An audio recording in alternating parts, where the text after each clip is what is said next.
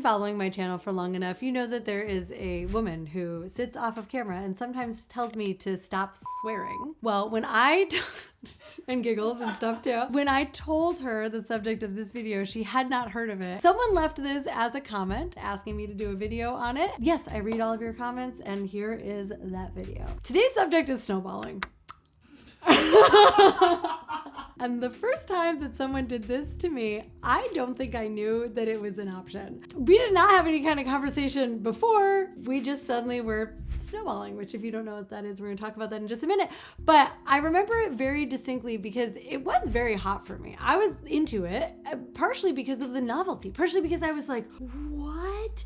This is an option. This exists in the world of physics, in the realm of reality. It was like gravity stopped working for a second there. Like I just never expected that what I was experiencing would ever happen to me. And it was pretty cool for that reason. So snowballing is when one partner transfers semen from their mouth to their partner's mouth, often after oral sex. It often exchanged in like a little back and forth, a little like make out, semen swapping. This act is taboo. It's kind of inherently kinky, and it can also create a sense of connection and intimacy for some couples, and it might just be like playful and erotically thrilling. So let's talk about why some people enjoy snowballing and how to do it if you are interested and inclined. Number one, heightened intimacy. Snowballing can feel very intimate. It involves a lot of trust. It is a willingness to share a somewhat intense experience very closely with a partner. Number two, taboo. For many, this feels very forbidden. This is like outside of the everyday norms, which adds a layer of excitement and thrill. And we know that thrill and excitement are, or can be, very arousing. Number three, power play and control. Snowballing can be part of a dom-sub dynamic where one person enjoys receiving while the other takes on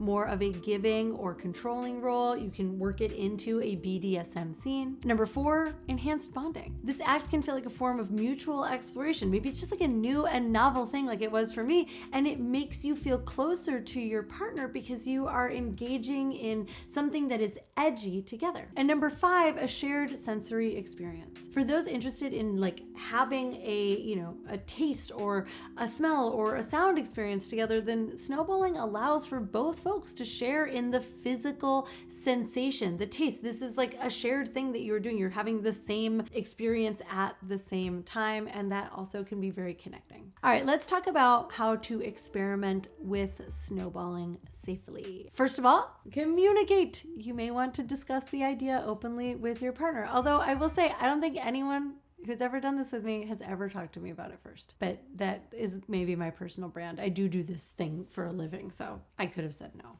for sure. You, as a non-professional who is not driving on a closed course, should definitely talk to your partner about it. You should include discussing about feelings, about curiosity, about concerns, like what makes you turned on, what you're both interested in, why you're interested in it. Like have a curious and open conversation. Get on the same page about the subject.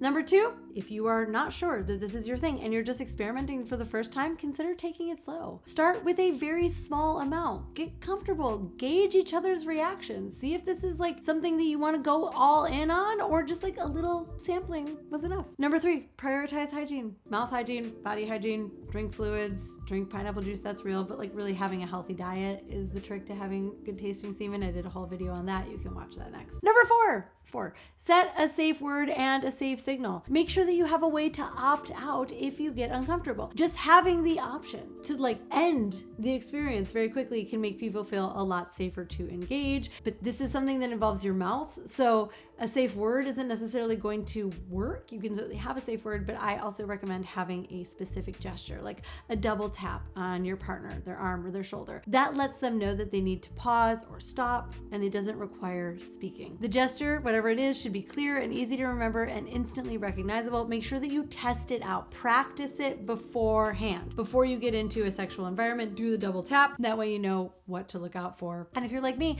and maybe you have like kind of a sketchy memory sometimes, practice is going to be the best way for you to remember in the moment when your mind is on other stuff. Number five, try and experiment in a low pressure setting. Make your first environment for experimenting as relaxed and non-rushed as humanly possible. You want to feel at ease. You want to feel relaxed in your nervous system. You still want to feel aroused, but it's going to be easier to enjoy the experience if you are doing it in a more grounded state. Number 6, think about aftercare in advance. After you've completed your experiment, the naughty little scientist that you are, take some time to check in and process about how you feel. Aftercare can look like cuddling. It can look like talking about what we really liked about that, what we would do differently next time. It is meant to reinforce the connection and make sure that we sort of ground the experience together in connection with one another. By keeping communication open and approaching everything with curiosity and consent, snowballing might be a super fun and rewarding exploration between you and your partner. It could be a new and novel sexual activity, maybe something that you just try once for the hell of it, or maybe it becomes part of your practice, whether you are kinky or not. I wish you so much success snowballing if that is your thing. If not, good for you too. Either way, I will see you here later this week. I'm Caitlin V. Thanks for tuning in. Bye.